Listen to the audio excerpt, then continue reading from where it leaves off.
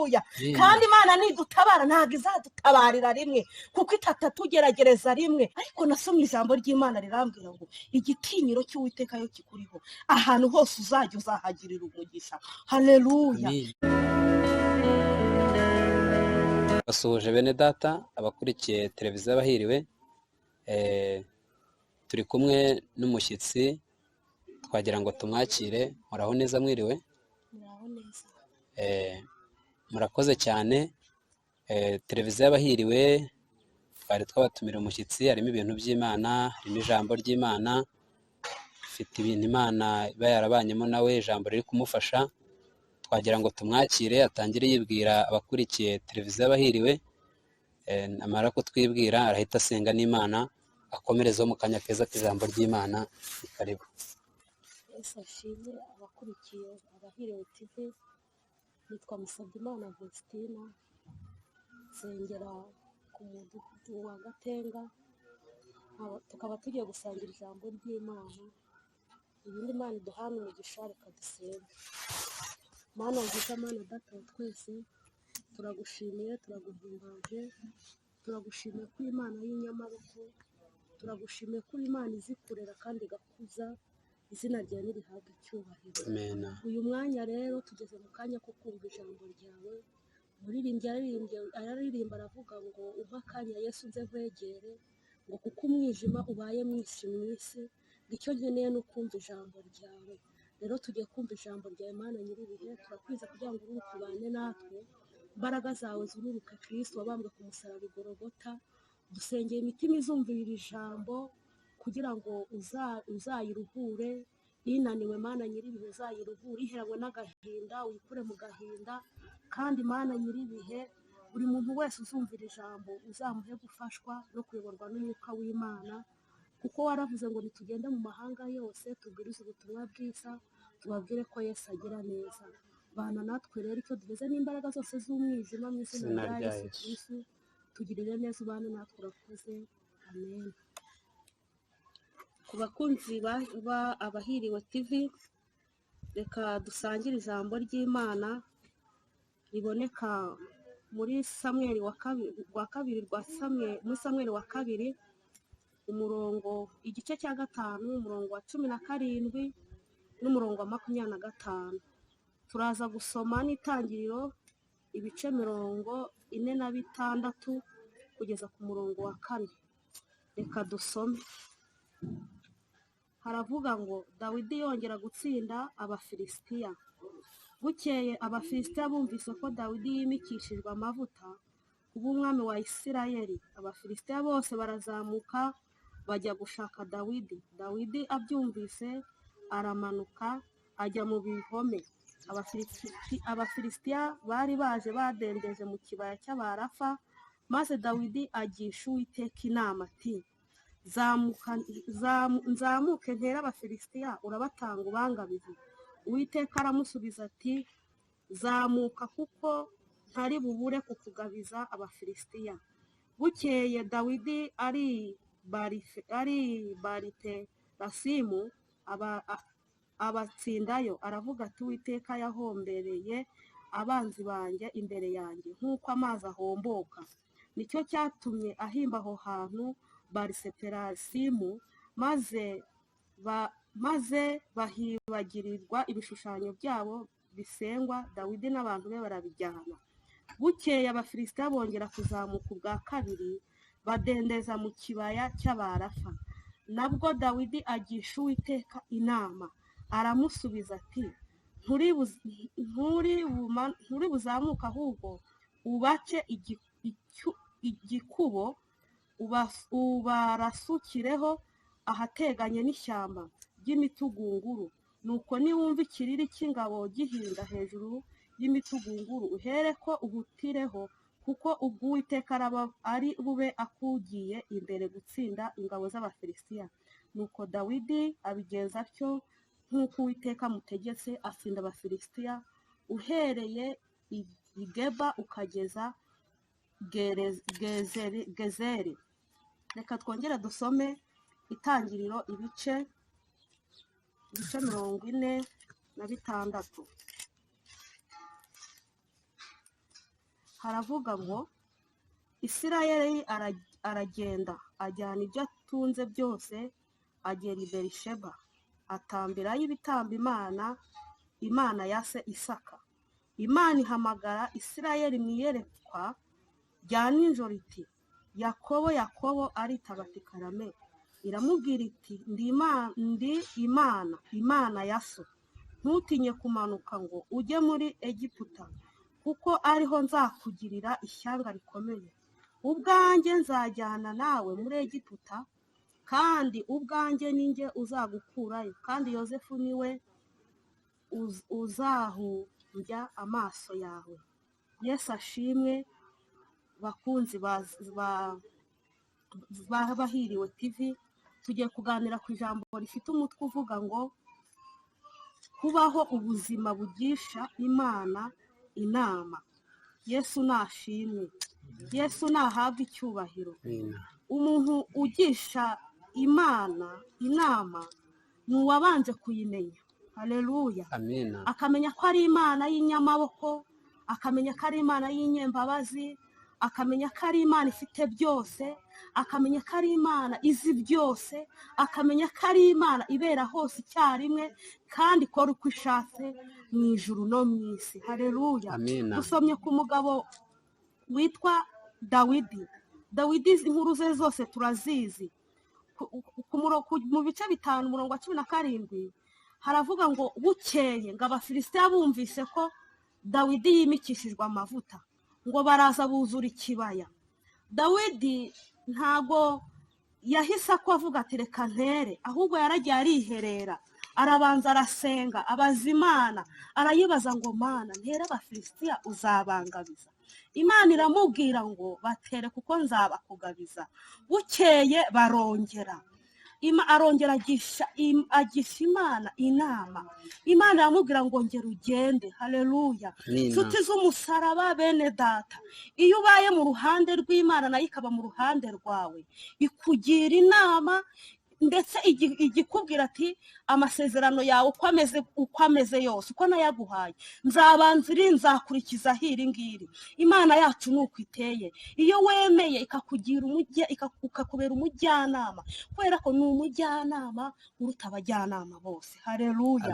Ngo bukeye ku murongo wa 22 haravuga ngo Abafilisitiya bongera kuzamuka ubwa kabiri, badendeza mu kibaya cy'Abarafa. Ngo nabwo Dawidi ngajya imbere y'Imana, arayibaza ngo Mana, nongere ntere Abafilisitiya uzabangabiza? Imana yo mu gihugu cyo mu ijuru iramubwira ngo ngira ubatere. Irangije imugira inama y'ukuntu noneho urugamba azarurwana. Aramubwira tuzaba igikubo, nurangiza ubihishe, niwumva batambutse wowe uzazamuke uhite ubajya inyuma, uhite ubakurikira. Haleluya. Iyo ubaye mu ruhande rw'Imana ikaba mu ruhande rwayo, ukagendera mu nzira zayo, ikugira inama. Imana ni umujyanama udasanzwe.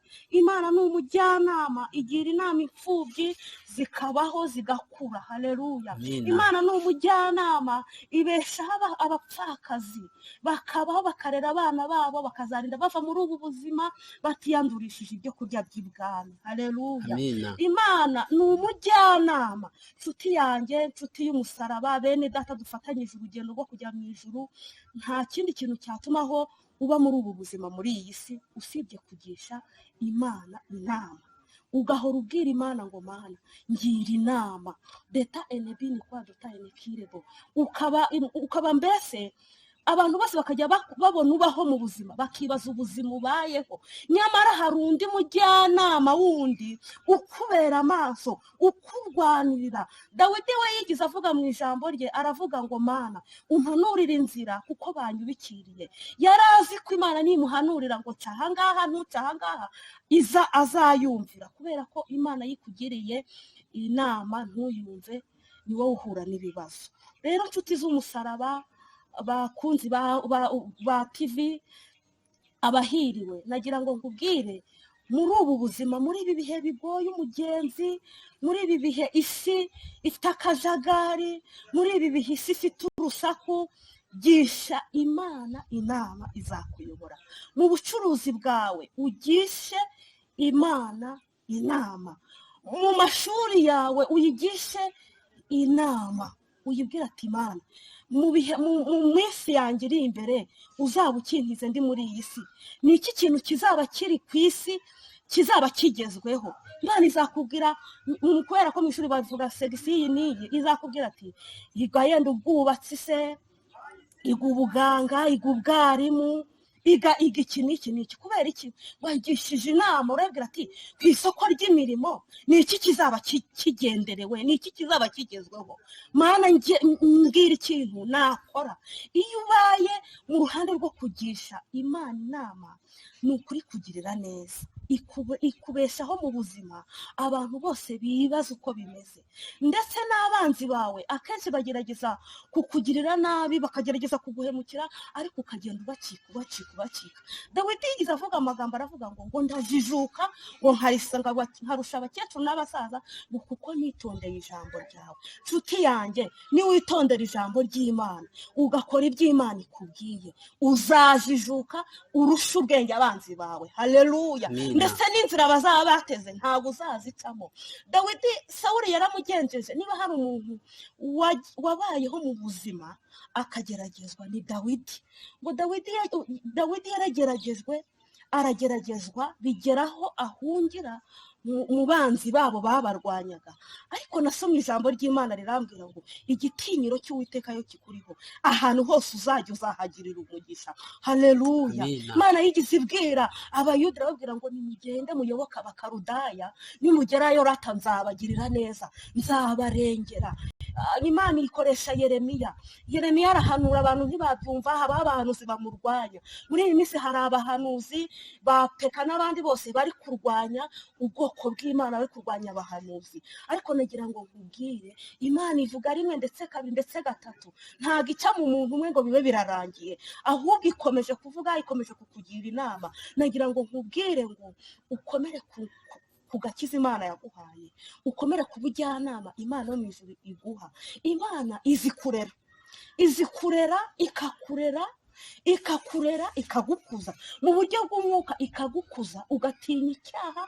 Pasiteri adahari, umuhanuzi adahari, mudiyakona adahari, dirija adahari, deta enekire bone sayini.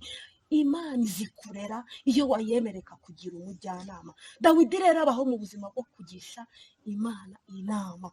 Imana imugira inama, imugirira neza, mbese yabayeho mu buzima. Muri iyi minsi Imana irashaka ko abantu bongera kugarura umutima wo kugisha Imana inama, kubera ko abantu dusenga twayobotse inzira y'umusaraba. Ntabwo ari inzira yoroshye, ni inzira igoye, ariko iyo ubanyemo na Kristo, kubera ko niwe nyiri urugendo, ibiri muri uru rugendo byose arabizi. Azi amahwa ari imbere yawe, azi ibishinyitse, azi intare zasamye, ariko nubana nawe azajya agenda azifunga iminwa, azajya agenda kurengera, azajya kugirira neza. Nujya gukora ikintu akubwira ati iki kintu ntabwo ugomba kugikora, kuko ntabwo ibi ngibi nabiguteganyirije, ahubwo dore icyo nifuza ko waba cyo. Imana izi impamvu witwa ayo mazina, Imana izi impamvu wicaye muri urwo rugo, Imana izi impamvu wicaye muri iyo biro, Imana izi impamvu uyu munsi wa none yaguhaye agakiza cyangwa yifuza kugira ngo ikwiyegereze. Nasomye ijambo ry'Imana rirambwira ngo hahirwa umuntu Uwiteka atoranya ngo yarangiza akakwiyegereza. Rero iyo Imana igutoranyije irakwiyegereza. Rero nagira ngo muri iyi minsi, mugenzi wanjye, inshuti z'umusaraba, wegere Imana, uyigishe inama, uyibwira ati Imana, niba ugiye gukora ubucuruzi, uyibwira ati Uwiteka, gucuruza bizagenda, ese uzampa abakiriya? Kubera ko Imana yacu irazirikana kandi izi kureba.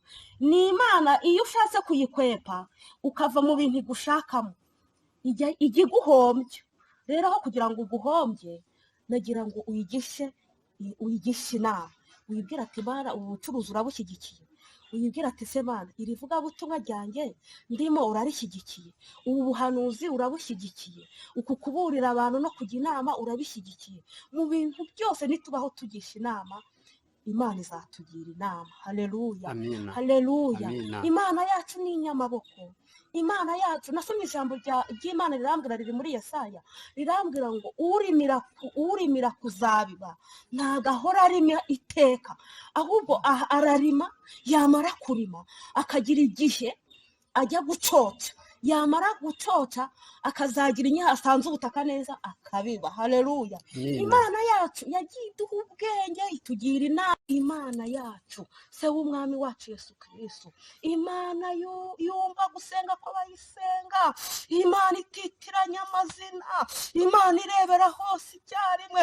Turagushimiye mwami, turagushimiye kuri Imana yumva, turagushimiye kuri Imana ireba, turagushimiye kuri Imana ikora. Izina ryawe nirihabwe icyubahiro. Dusengera abantu bazumvira ijambo mwami, uriherekereza imbaraga zawe, ubahe kukumva no kukumvira. Sura imitima yabo Mana, ukureho ibihindizo byugarira imitima yabo. Uwiteka Mana nyir'ibihe, ubahe imbaraga z'umwuka wera, ubashoboze gukora ibyo gukiranuka, kuko uri Imana y'amahoro. Bana natwe rero mwami, komeze kuturinda, komeze kuturwanirira. Urakoze.